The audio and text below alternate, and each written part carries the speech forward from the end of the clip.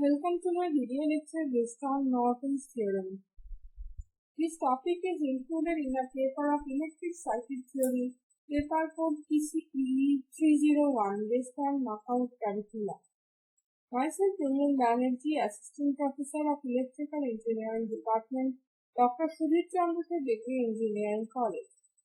In this lecture, I will tell you something about Norton theorem. In my previous lectures on network analysis, we have seen that there are various network theorems of there, like superposition theorem, Thevenin's theorem, and there are several laws like KCL, KVL, Ohm's law. Based on those, several theorems has been developed, and those theorems have been developed only to solve the network problems in previous theorem. So, in view of that, Norton's theorem is just an addition of this part of theorem. Norton theorem is just similar like Thevenin's theorem, and here in case of Norton's we have to also make Norton's equivalent circuit and Norton resistance and Norton's current we have to find. It is almost similar like Thevenin's theorem where Thevenin's voltage and Thevenin's resistance need to calculate. And here we need to calculate the Norton's current and Norton equivalent resistance. Now with the help of Norton current and Norton resistance, we have formed a simple network which is consisting of parallel current source parallel with Norton resistance and parallel with load resistance. Now by using the simple current divider C, we can calculate the current to the load resistance branch or desired branch. So now we will see that how this Norton's theorem has been developed and the Norton's theorems can be understood by using its statement. So here first we will start with our statement of Norton's theorem. A linear active bilateral network can be replaced at any two of its terminals by an equivalent current source which is called Norton's current source, and it is represented by ISC, or in somewhere it is written as IN, Norton's current, in parallel with an equivalent admittance which is called Norton admittance, represented by YN.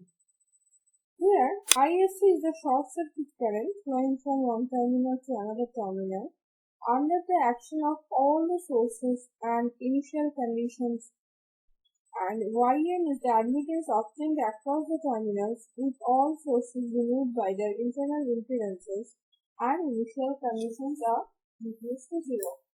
That means, in case of Norton's theorem, this is applicable only for linear and bilateral circuit. And from that complex circuit, you first remove the load resistance branch or desired branch as per that given problem. Then in that place, we have to put a short circuit path. In case of Thevenin's, we have calculated Thevenin voltage in the open terminals. Now here we have to calculate the current, so definitely we have to short that path. And in that shorted path, we will calculate the Norton's current. Now by a similar way of Thevenin's resistance calculation, we will calculate the Norton resistance in a similar way by removing all the sources by its internal resistance, and then we will make a simple circuit which consists of Norton current parallel with Norton admittance and parallel with load resistance. And from there we can easily calculate the Norton's current, which will be just using current divider rule. So let us, this is our Norton's current. I will take this current as IN.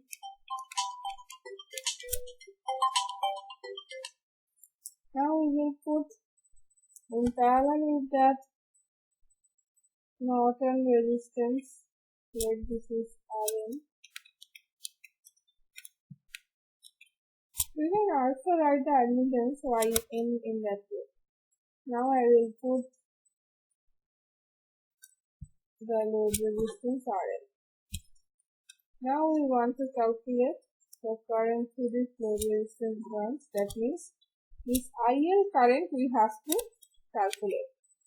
So that value of IL will be definitely, by using current divider rule, it will be IN into Rn divided by Rn plus RL.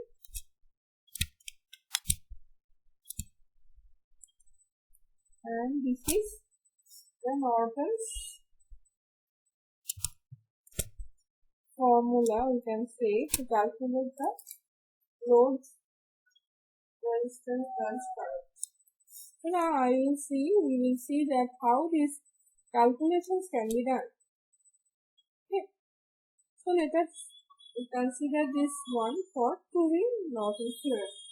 We consider a linear active circuit, this one. An external voltage is applied to this circuit AB.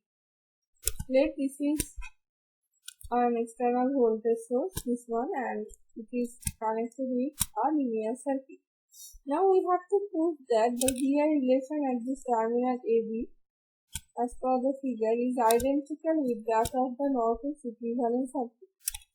And for simplicity, we will assume that the circuit contains two independent sources, Vs1 and Vs2, and two independent current sources, Is1 and Is2. Considering the contribution due to each independent sources, including the external one, the current entering at A is I. By superposition theorem, we can calculate the value of I, where K0, K1, K2 are the basically constant values. Now to evaluate the constant K0 and K0 in the equation of 5.2, from the terminals A and B are sorted, and we are getting that V0 equals to 0 and I equals to minus Isc equals to In. Now we will calculate for when all the internal resistances are turned off, and from that equation we can write that I equals to K0V, which is equals to I by V equals to K0 equals to Yn. Now from that relation we can write that I equals to Vyn minus In, and here we have to remember that the points which we should remember. This theorem is very useful for replacement of large portion of network with a small equivalent circuit. This is also useful for calculating load resistance in impedance matching problems. The theorem is applicable to any linear bilateral active network. To apply this theorem, the load branch should not be magnetically coupled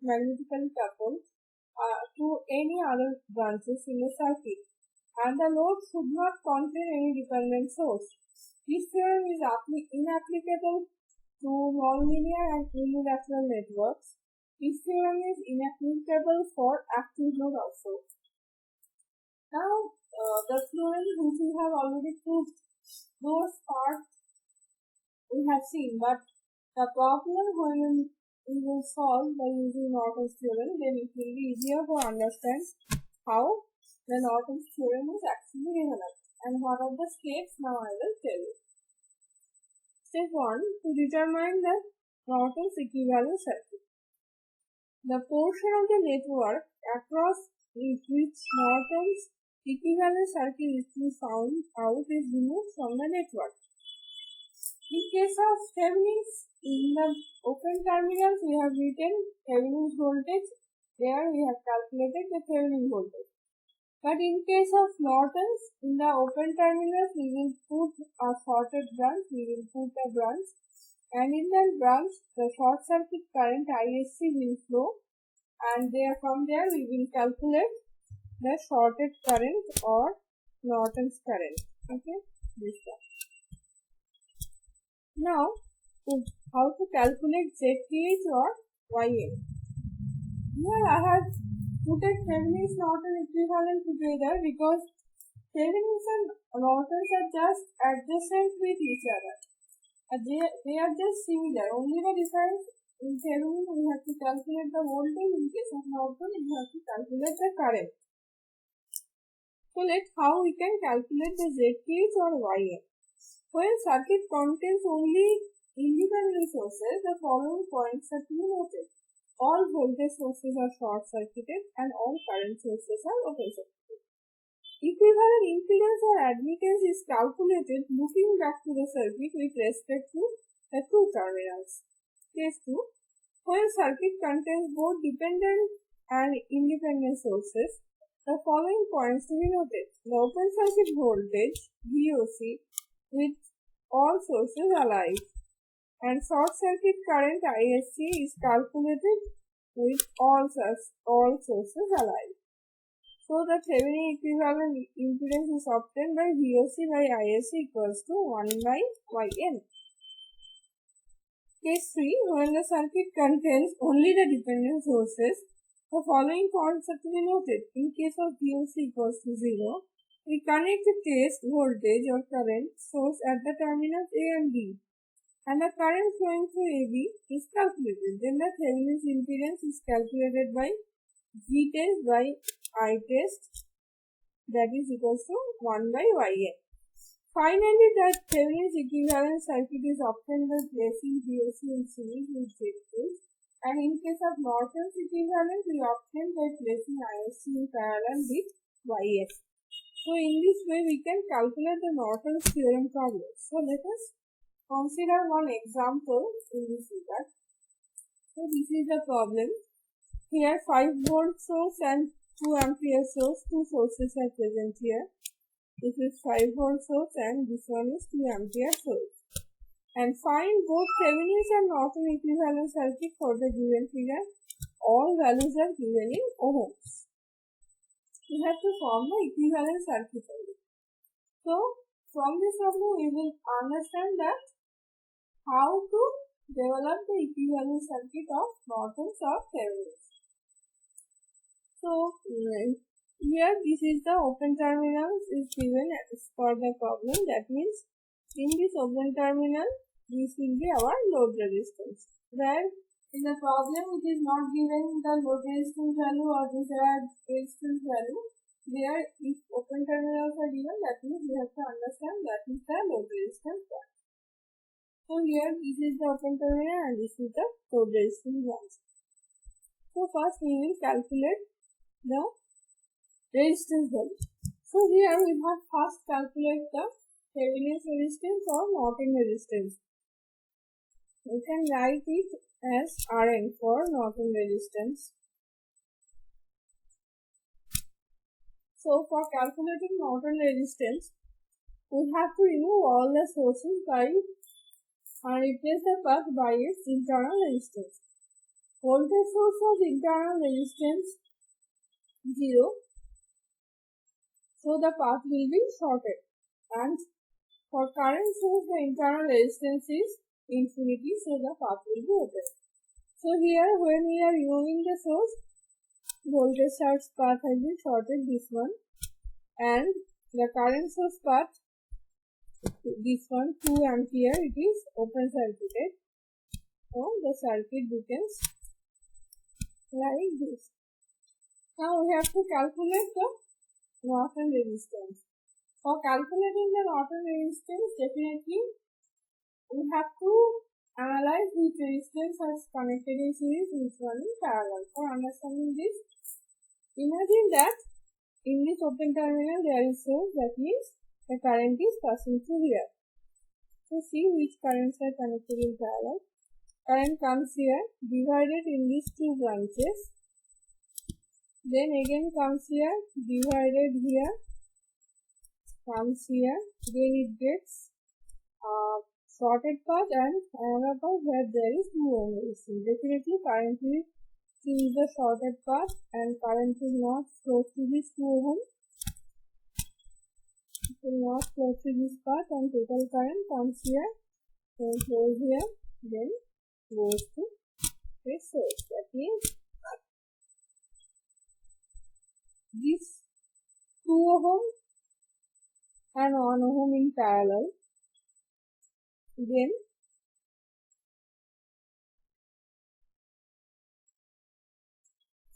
this is the shorted path. That means ultimately the circuit becomes 1 ohm parallel with 1 ohm and it comes to 2 ohm and then total current flows to this shorted path. This branch will be also eliminated because current will not flow into this path also, because when it comes in this point, it gets a shorted path here directly. So it will flow the shorted path, it will not come here also. So that means the circuit becomes like this. 1 ohm parallel with 1 ohm, which is connected in parallel with 2 ohm. That means 1 and 2 in parallel, 2 into 1 divided by 2 plus 1, that is 2 divided by 3 plus 1. This is the Norton resistance or theorem resistance. Now we have to calculate Norton's current of this circuit. For calculating Norton's current, we have to short the load resistance branch. Here this is open terminal with load resistance, so we have shorted this path and this current is basically Norton's current or short circuit current. So we have to calculate this current by using any kind of theorem. Maybe we can use Thevenin's theorem, maybe we can use superposition, we can use KCL, KVL, anything, but we have to find this current. So finding this current, as there are two sources, we have taken help of superposition theorem. So in as per superposition theorem, we know that one source will be acting and all other sources will be deactivated. So here we have taken for first case 5 volt source is acting and 2 ampere source is deactivated. As it is current source, so the path is open circuit. So the circuit will be looking like this one. So with help of superposition theorem, we have find the current ISC dash for 5 volt source, that is 1 ampere. Okay. Now again we will now deactivate the 5 volt source, and as the path for 5 volt source it will be shorted because it is voltage source, so it is shorted. And now 2 ampere current source is acting. This is 2 ampere current source. And again we have to calculate the branch current of this one. So here we have to see which branches are parallel, which one is series. This comes here, and then the total current will passes through this path. That means the total resistance of this side is up to 2 ohm and remaining path is shorted. So we have simplified this circuit like this. And then we have to calculate the current of this branch, ISC double dash. With the help of current divider rule, we have calculated ISC double dash current. Okay. Now we will sum up the both currents and we will get the total current of this terminal ISC. So now we will put this current here in the Norton's equivalent circuit. This is the current which we have calculated, and the Norton resistance we have also calculated, that is 5 by 3. So we will put it 5 by 3 ohm here, and this is our Norton equivalent circuit. And similar way, we just calculate the voltage VTH in the open terminals. In this open terminal, we have to calculate the voltage VTH, and here the value of VTH we are getting 3 volt. Then the Thevenin's equivalent resistance will be same as Norton equivalent resistance, that is 5 by 3, and that we have to put it in series, and this is Thevenin's equivalent circuit. So In that way, we can calculate Norton as well as theorems.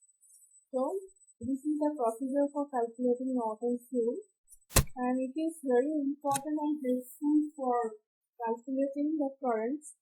And in case of Norton's, it becomes very easier for calculating the Norton's current, because as the path is shorted, so definitely lots of resistances are generally omitted because of the short circuit current.